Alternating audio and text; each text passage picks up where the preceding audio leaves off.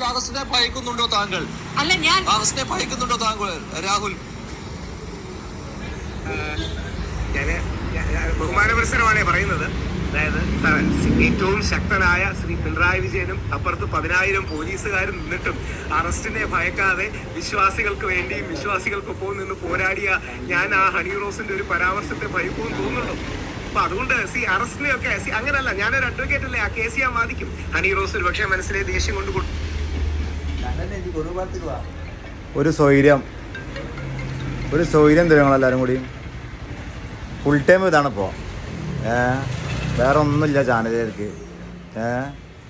പിന്നെ നമ്മളെ രാഹുൽ ഈശ്വരനെ കൊണ്ട് പറയിപ്പിച്ച്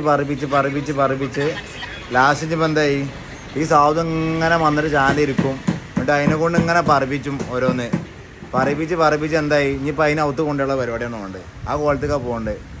കാരണം ചാനൽ നിൽക്കാണ്ട് പിന്നെ ഓരോ സംഗതി ആ സാധു കൊണ്ട് ഇങ്ങനെ ചോദിപ്പിക്കുക.